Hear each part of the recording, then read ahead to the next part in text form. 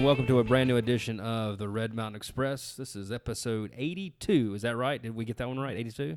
I've lost count. But see, you say the bonus episode at the market counts as an episode, and it does, but it's still called the bonus episode. Yeah, so I don't know. Our numbering got off somewhere around 79-ish. Yeah. I think we might have had 2 episodes 79s, but that's okay. Yeah, I mean, sometimes you get too much of a good thing, you just kind of lose track of where you are, right? Yep. Yeah. How's your week going? It's going pretty well. My wife and kids are out of town, so I'm sort of bachelor for the last few days and for the rest of this week, I guess. Are your mornings like really boring? My mornings are me like frantically waking up because I didn't have a kid like waking me up at 6 a.m. So I'm like, oh, I got to go to work. I got to get a shower. I gotta go. Or when I text you and you're like, oh my God, I lost track of time. I need to come here and record. Yeah, I did that. Yeah. Yeah. We're recording in the playroom of my house. The Swayze Room. The Swayze Room. I don't think I shared that picture yet, have I? No, you didn't post it. We need to post it. I will post that when this episode goes live. I will be able to get back out, I believe, next week. His parole is over. I will be paroled next off probation. week. Off probation. Because the little ones go to sleep now, so we're doing really good. Which is fantastic. I'm telling you what, man, it's a good feeling. Yeah, you know what? But I say that like, oh, I'm so glad they're sleeping. But I think my wife is more because she's the one that's doing all the work. I'm just the one going, hey, everything okay? Everything all right? Yeah, so, you basically don't do anything. You're pretty worthless. I'm pretty worthless. So, but if Megan's getting better sleep, then that means your life is better as well. Absolutely. Happy wife. Happy life. Happy life. Yeah, that's right. Yeah. Hey, it's the moon week, well, as everybody's calling. Are you watching like the replay of the 50th anniversary of the moon landing? I have not rewatched it. I'm sure I will see it at some point this week. First of all, I must say that I am so glad people are appreciating this history because I am, as you know, a space nerd. Huge space nerd. And so this morning, my boss texted me, he goes, turn it to CBS now. They're replaying the launch of the Apollo 11. So in my office, I had on that for like really briefly and watched the launch. And there were people in my office like asked me, oh, what's going on now? I was like, well, they're staging, and that's the that's when they go to the second stage, and then they're gonna stage again, and that's the S-4B rocket. And You're such a geek. Man, I was in heaven. It was awesome. It's the greatest adventure we've ever done as a species. Well, and we're supposed to be going again, right? Somebody's trying to. Well, India was trying to do a moon landing or something. I think it got canceled. Maybe we're supposed to go to the moon again, but I mean, I've heard this before. Yeah, so we'll see. I'm sure that's high on the priority list of things I want to do. You want to go to the moon? Is that high on your priority list? Yeah, I'd like to go too. I'm afraid of heights, though. Is that a problem? I don't think so. Once you get so far, just up, don't look. fine. I mean, in the shuttle, you can't look down anyway. I don't think you're in a shuttle though. You're in a capsule. They've redone a capsule this time. Oh, like the actual moon landing part? I was thinking like the getting shot up. No, you're gonna be it's a capsule again. Yeah, it's not a shuttle anymore. You're in a capsule. Okay, I don't know what the difference is. You don't know the difference, do you? No. One has wings. One has wings. The other one doesn't. Okay. The other one lands with wheels. The other one lands with a parachute. Is it going to be SpaceX that's sending it up there? No, I think this is NASA, man. Is NASA's actually going to do it? NASA's going to do it. I thought they were out of the rocket business these days. Rocket business, yes, but not the manned spaceflight part of everything. Okay. Shows how little I know about space. It absolutely does. Thanks for making me feel dumb, Blake. Hey, that's what I'm here for. JD is not here with us today. He is performing tonight, isn't he? He is. He's at a gig. I think he's at Saul's Juke Joint. Good for him. I mean, look, I just guessed at that, but usually he's at Saul's. That or sounds good, or good people. Or good people, yeah. One of those. Saul's, Odie's are good people. That's probably where he is. We miss you, JD. He texted me. He's like, don't hate me. I'm like, I don't hate you, JD. No, you're just off the podcast forever. Simple as that. So how's your week going? It's going good. Other than watching the moon landing stuff, it's been good. I mean, I'm back to work now, so that's fun. Back to work. You know what? It was good to get out of the house and get back to, seeing the sunlight again. So it's nice. So you mentioned I was late getting over here because I lost track of time because I was at home watching TV and also making empanadas. You made empanadas at home? I did because I went to a restaurant. I'm not going to name who they are because I do like the restaurant, but I had an empanada, and it was not Oh, you can't do good. that. Name the restaurant. I'm not going to do that. What does it rhyme with? I don't even know. how to rhyme with it. Yeah. Is it a well-known restaurant in Birmingham? I mean, people are aware of it. It's not like a little. Anyway, beside the point. The point was my empanada was cold, and I ordered beef, and I got chicken, and it just wasn't very good. So I was like, I could do better than this. So I went to the Mercado off Lorna Road. I know exactly where it is. And I bought some empanada wrappers. It sounded more impressive when I was, when you thought I made the dough myself, but I didn't. Yeah. Because you don't have to. And I made some filling, and I deep fried those suckers. And I literally had just taken them out of the fryer when you texted me and were like, hey, are you on your way? And I was like, as soon as I eat these empanadas, I'm out the door. So did you eat them in the car? I did. I actually threw them in. Oh, man, I'm sorry. That way I didn't burn off my mouth, because if I'd eaten them right away. Your brother owns a restaurant. I'm surprised you didn't go out to Leeds tonight. So, yeah, that's probably later in the week. In fact, I texted a picture to Rusty because he was with me when I ate them. And he's like, man, those look really good. And I was like, yeah. And he goes, barbecue empanadas? And I'm like, yeah. You bring the pork. We'll make this happen. That Let's would be do awesome. that. Yeah. Yeah. And hopefully he'll be bottling the sauce soon, right? Is that kind of the hope, right? Yeah. Maybe. I don't know if he's ready to announce that yet. Well, I hope he does. Let's put it that way. He's working on it. Because I'm tired of going to the Piggly Wiggly and not seeing Rusty sauce on the shelf. It might be a little while before that's released, but we'll let you know. We'll keep you updated when that comes out. Blake, you'll be the first one to know. When I get a official bottle of Rusty's in my hand, it's going to be the white sauce, and it's going to be headed to you. Thank you, brother. I appreciate that. Other than that, my week's going well. I'm glad to be here with you. Yeah. We're finally record again. Yeah, we're going to try and get on a more regular schedule. I know we said that last time. And it's my fault, too, because, it's been hard for me to kind of leave at night just because our, little one schedule's kind of off. But I think now we got her on a schedule, and we'll be back to interviewing some folks. We're actually in talks of interviewing a couple people right now. Yeah, so hopefully we'll have some interviews lined up for next week, and we'll get back on a weekly schedule. Don't be disappointed from this episode when it's just me and Patrick talking about the news. I mean, it's okay. I mean, this will probably be the greatest episode we've ever had. It's like us interviewing each other. Oh man, I swear.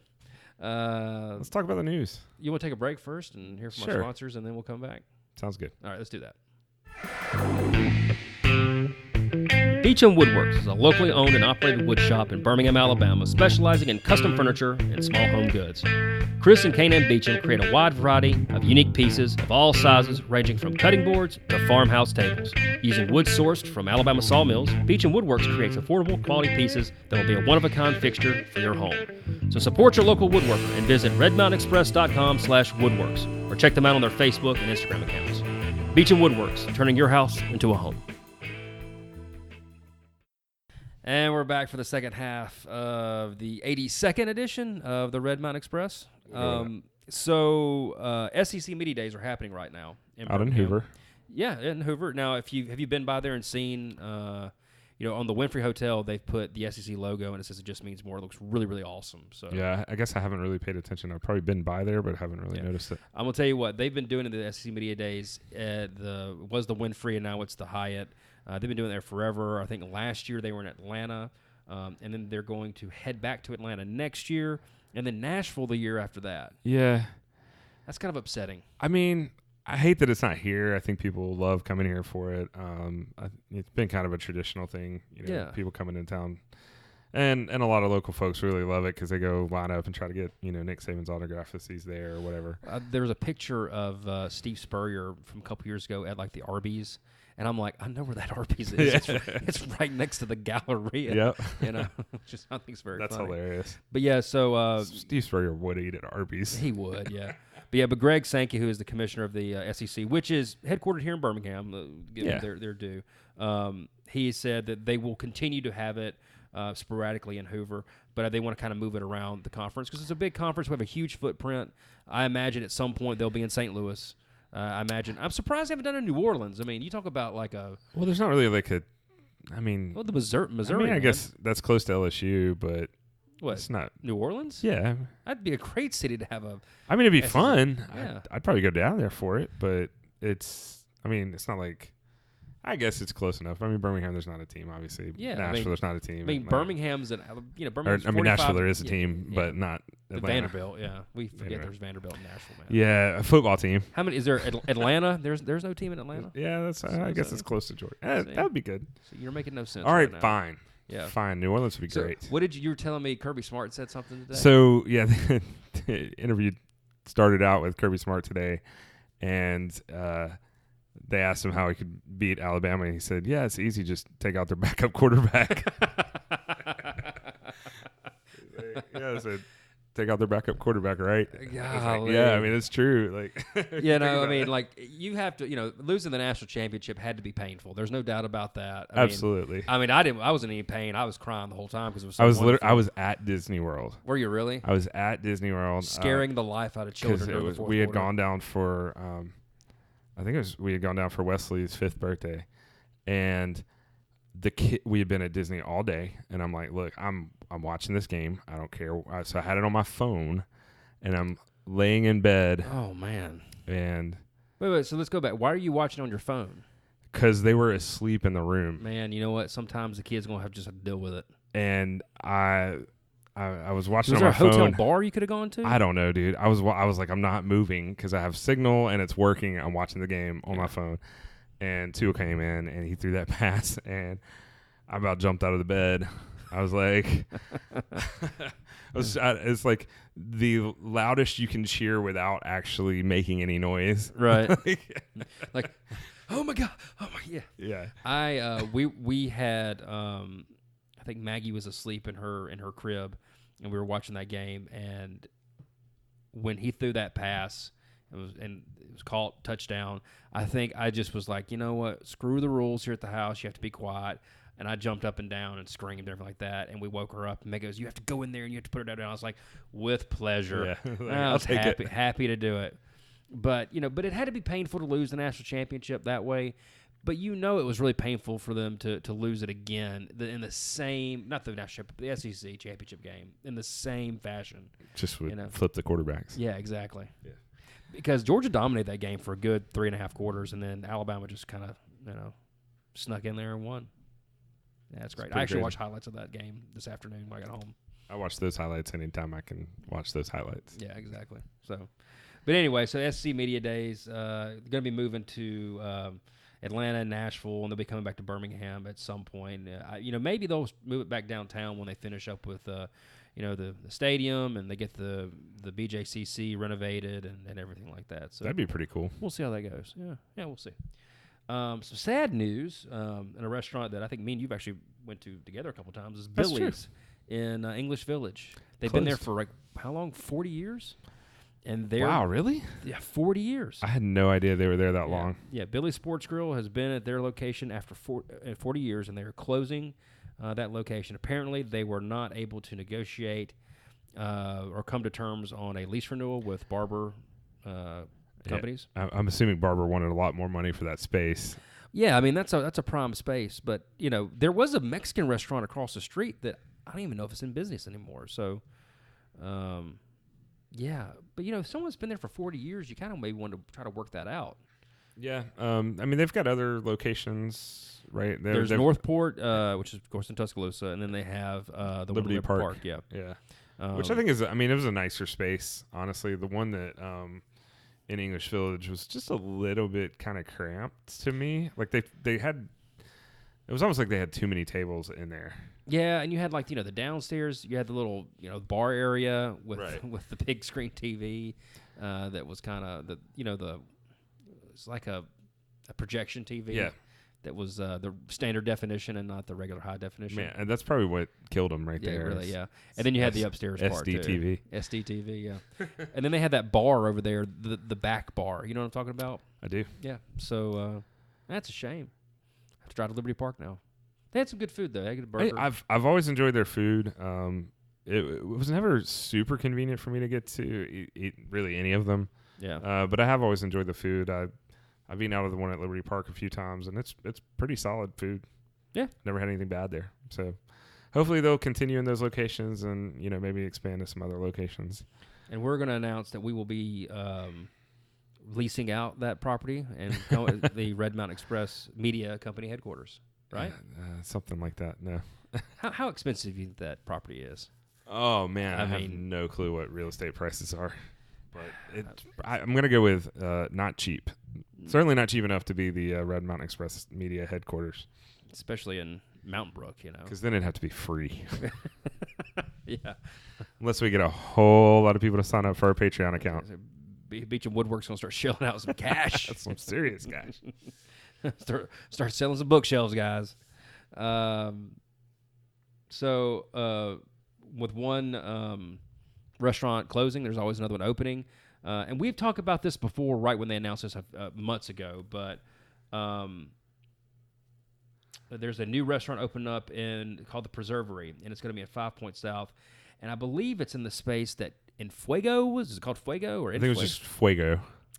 Okay, so it was not on fire; it was just fire. Yeah. It's over there, right in the middle of 5 Points South, right across from the church, and they have been at the Reveal Kitchen at the Pizzitz Food Hall for a while, and so now they're opening up their space, and they're going to be doing Sunday brunch on this coming Sunday. Yeah, that's really exciting. I'm really glad to hear this update. I was a little bit worried because they had initially kind of speculated that they would open much earlier than they're actually opening. I think they had hoped for kind of first quarter of this year. Yeah. So they're a little bit late, but that can definitely happen with opening restaurants. I think especially if this is their first restaurant, there's a lot of hoops to jump through and hurdles to jump over in order to get a restaurant space open. So I'm really, really excited they're actually opening. I can't wait to go try the food. I think it's really kind of a unique set of food. So the menu items that they had at the Reveal Kitchen looked awesome. So I'm really excited about this. I mean, they had like a lot of good salads, like a Chilton County Peach Caesar. That's sounds unique. They have like jambalaya fried rice. Oh my god. Fried chicken and watermelon chow chow. I mean, some of these things sound really, really good. Like blue corn Gouda grits for brunch. And you said they're starting with brunch? Yeah, brunch this Sunday. Yeah. Salmon croquette.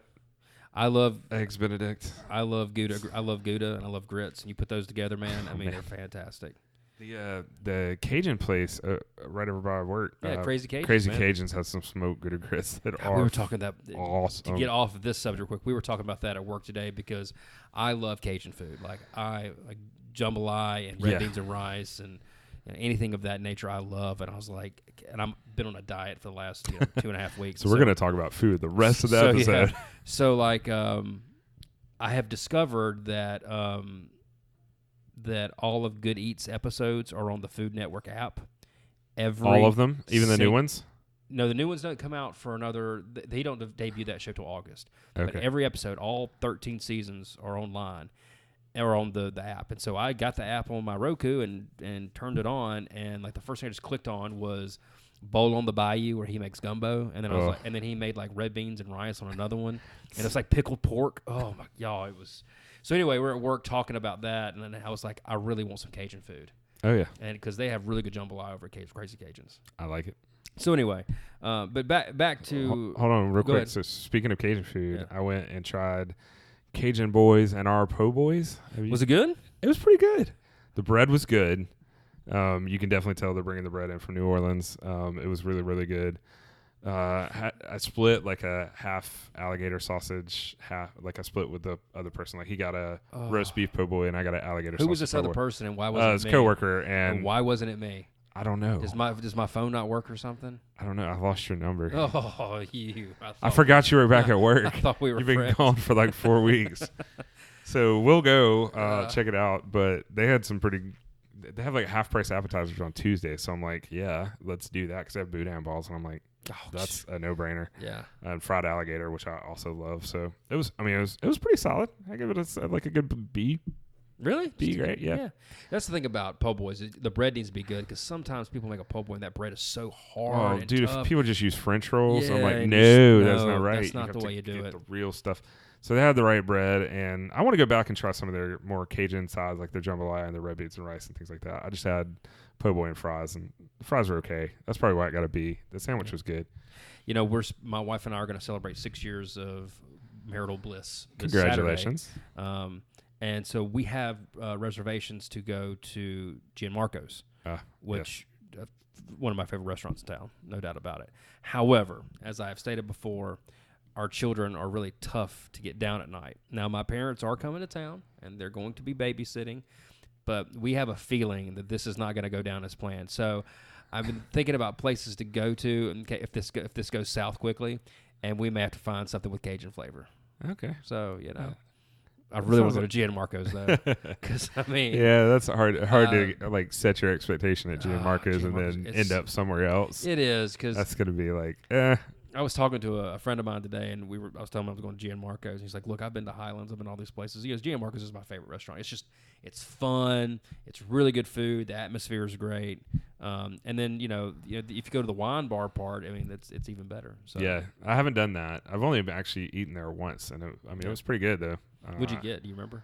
I do. I got like I'd say it wrong, osobuco or whatever, like the pork shank. It was fantastic. Like it was just falling off the bone.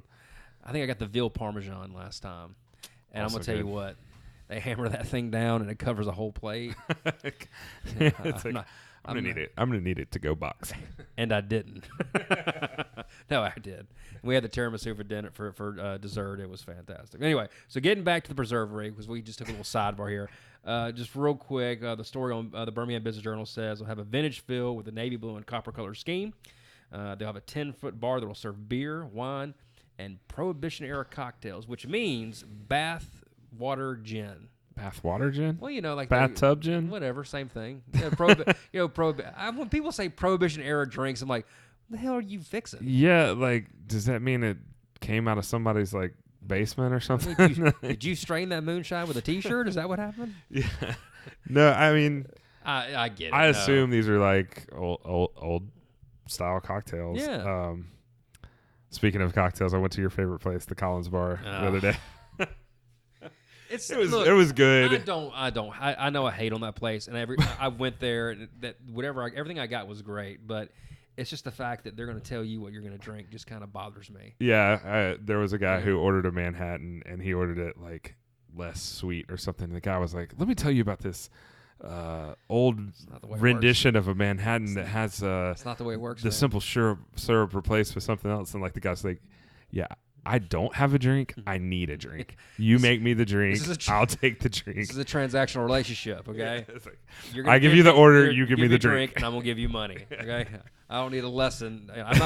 I'm not paying tuition here. No, okay? if you are really into that, it is awesome. And like I said, I have friends that are, and they love it, and they're like, "Oh, we learned all this other stuff," but like, I don't have patience for that. I just need a bourbon and ginger ale, and I need it in front of me. That's the person I was with ordered an amaretto sour, and they made it with a egg white, so it was all like frothy at the I was like, that's pretty cool. Yeah, it's not what I ordered, but No, they asked him. What was it? I think I've told the story before, but Megan went there and wanted a Heineken or Stella. A Stella, yeah. It was a Stella. And there was Stella there. I mean, like, we could see it. It was, like, sitting there. And, like, he gave her the Pilsner Urquell. And I was like, this is what Stella wants to be. And Meg goes, yeah, I want a Stella. But this is what Stella wants to be. And Meg goes, I don't care what it wants to be. I want a Stella. And, like, the guy was like, just try this. And he was like, oh, you don't understand. I want the Stella. And it was like there was a good 2 minutes there where it was in doubt we were going to get a Stella. But see what I'm talking about? Yeah. No, that's hilarious to me, but I do like the place a lot. It's cool. It's got good ambiance. And the drinks are good. And they've got food there. The food's good pretty too. good.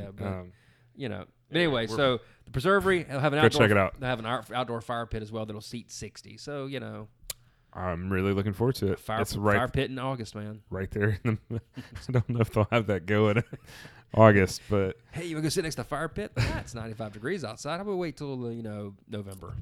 Yeah, it won't be long though before it's going to be cold again, and it'll be football weather. God, I hope so. It's just been too hot. SEC Media Days is such a tease. It's like it's 100 degrees outside. And worst. You got me thinking about football now, and now I want it to be football season. Oh, the worst, man, is I get out of my car and like I can't even wear my glasses going into the my building that I work in because they're fogged up, 2 steps outside the car.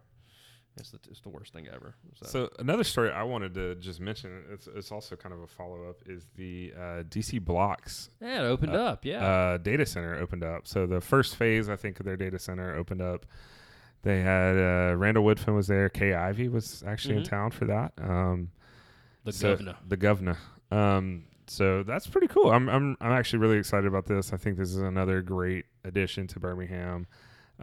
It's a cool looking building, and I mean, it's more tech jobs for Birmingham, and I think they were basically pretty high on adding more jobs later on too. So.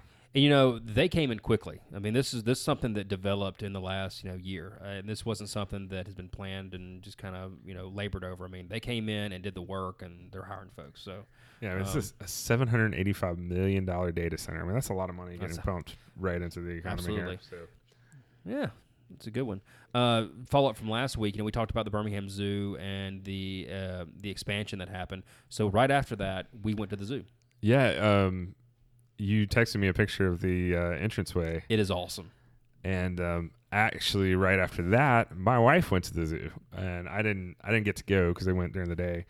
But she and my neighbors went to the zoo, and I asked them if they got to see the Steisinger Center, and she said they did. When you walk in, you can see it there, the Altec / Steisinger Education Center, I think. We bought a membership. That's fantastic. Yeah, I mean, and we're going to use it. I mean, it pays for itself. It's really, I mean, it really does. I think I ended up editing it out of the last podcast, but I was very misleading to you. So, because I thought that I thought it was a Space and Rocket Center that they had reciprocity with, but it's actually McWayne. Yeah, I looked. So you need to get you a McWayne membership, and then they do have reciprocity with I'll have McWayne. To go do that. McWayne's awesome too. Oh yeah, I love the McWayne Center. And then, if you have kids of a certain age, if you have kids that are basically under 3, getting a membership is so great for those places because you can literally just go for a little bit, you can leave, you don't have to feel like you've got to do everything. Well, let's not lie to there. ourselves, Patrick. The only reason that we go to these places is to wear our children out so they'll sleep at night. Absolutely. That, and I want to see the lions and elephants. Yeah. Yeah, and feed the giraffes. That's fun. Yeah, that's fun. But yeah, and you get coupons for that too when you get the membership. The McWayne Center, I love. I'll get every time I go, I start playing with stuff, and then I'm like, wait, where did my kids go? I'm over here doing bubbles or something. We went to the thing that's for the little ones, this for 3 and under. The Itty Bitty Magic City. Yeah, and Maggie just ran around that place, and I think she wore a fireman's suit for a little while, and then found the water, and which she loves, and we had a lot of fun. But anyway, back to the zoo. The new addition's great. It's wonderful. We got the membership, and like I said, it paid for itself, and for us, a couple of visits. Which you'll do very quickly. Well, it's easy just to kind of say, hey, look, let's get out of the house, let's go to the zoo. Yeah, and that's why it's nice to have the McWayne membership, because then if it's raining, you go to McWayne. If it's a nice day, you go to the zoo. Yeah, that's perfect. That's how it works. Get both. Yeah. But I tell you what, it was packed, man. But I mean, I will say this: you will pull up at the zoo and you'll think there's no way we're going to walk in this place. But the zoo's so big. I mean, it didn't feel like it was packed. It was. Yeah, great. You might have to park way away, relatively far away. I mean, it's really not that. Or you far just away. do what I do and wander the parking lot for a good 10 minutes until someone backs out. Leaves. Yeah, exactly. Are you leaving? You're leaving, right? I've never understood that. People do that at the gym, and I'm like, you're going to work out. Just park 50 feet away and walk, dude. I was we went to the splash pad, which I think we talked about on the previous episode in the Hoover Met, which is, and I will say it again, the greatest thing ever. It's awesome.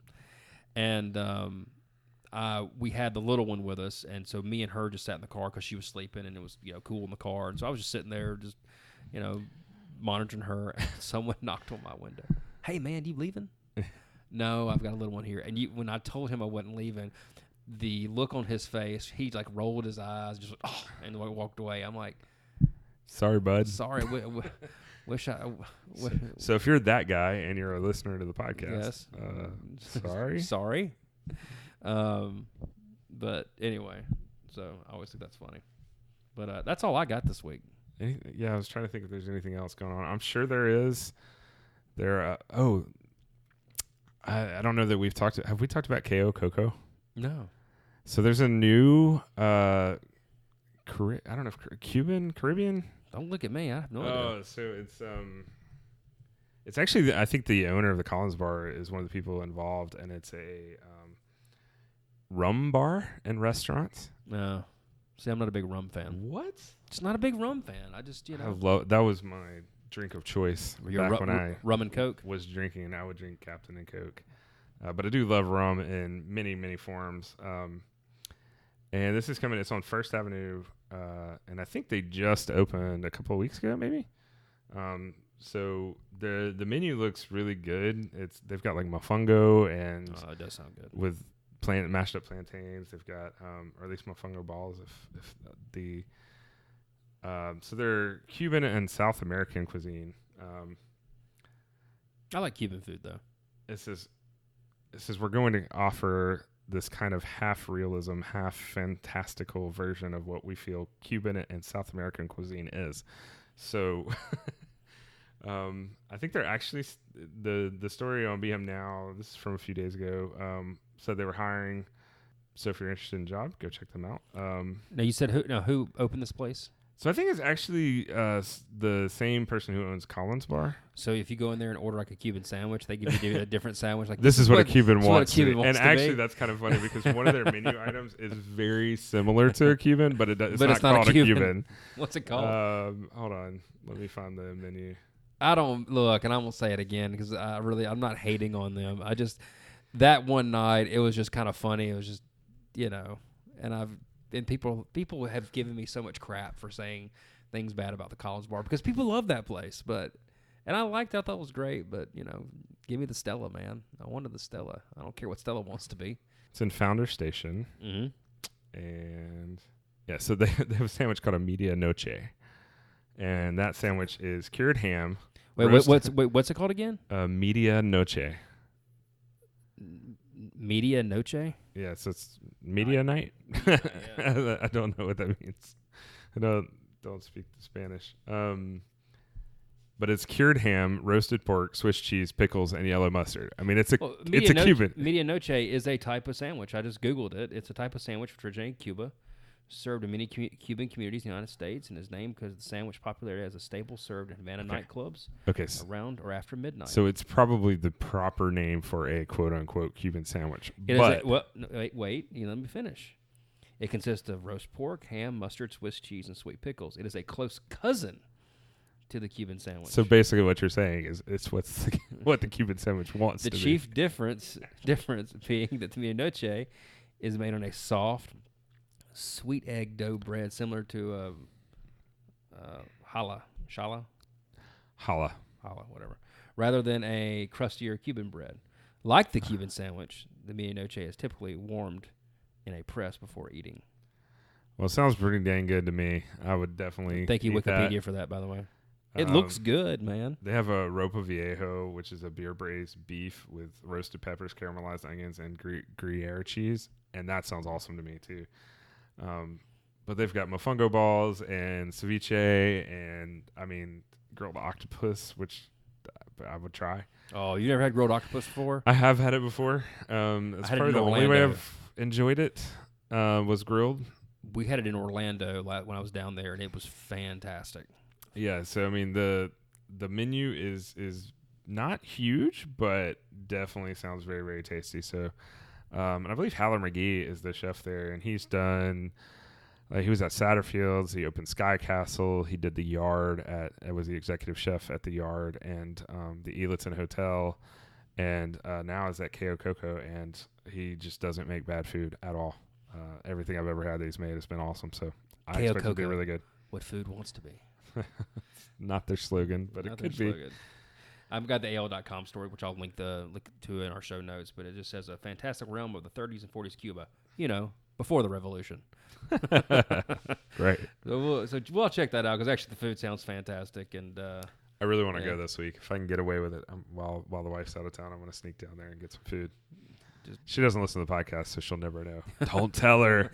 The funny thing is that you're going to be like talking to her about this. She's like, there's a new Cuban place downtown we should try. You're like, yeah, that sounds great. That sounds great. Let's do it. Let's do it. Oh, well, that's going to do it for this edition of Red Mountain Express. Thank you for hanging with us for this week. I know we're kind of all over the place, but I had fun. Yeah, this was fun for me too. Yeah. So we're going to be probably doing a couple interviews next week, so stay tuned, and we're going to get back in the swing of things. Before we go, we did get a comment from someone on Instagram. I believe it was Eating Alabama. They said, y'all missed out on talking about the beef jerky bar at Buc-ee's. That's like the seafood and meat sections at Whole Foods. It's so massive. Okay, it's very, very true. However, I don't like beef jerky, so I didn't really mention it. It's not that I hate beef jerky. It's that I ate a lot of Slim Jims growing up. Okay, but that's different. Slim Jims are junk. No, they're not. They are. Slim Jims and a Coca-Cola back in the day. And Slim Jims, 1995. Slim Jims are meat sticks. They are not beef jerky. Yeah, same thing. Nah. Okay. Beef jerky is like dehydrated actual meat. Beef jerky is, I mean, the Slim Jims are like, processed, cut up meat products that are pressed back together. That's gross. Beef jerky is what good. Hot dogs are. I know. They're gross too. No, hot dogs are awesome. Disagree. Moving on, we'll save that debate for another time. Since we're extending this out, I think I may have incorrectly said that they had like 1 million different types of boiled peanuts. That may or may not be true, but they definitely have a bunch of different types of beef jerky. And thank you to the folks over at Eating Alabama. Check out their.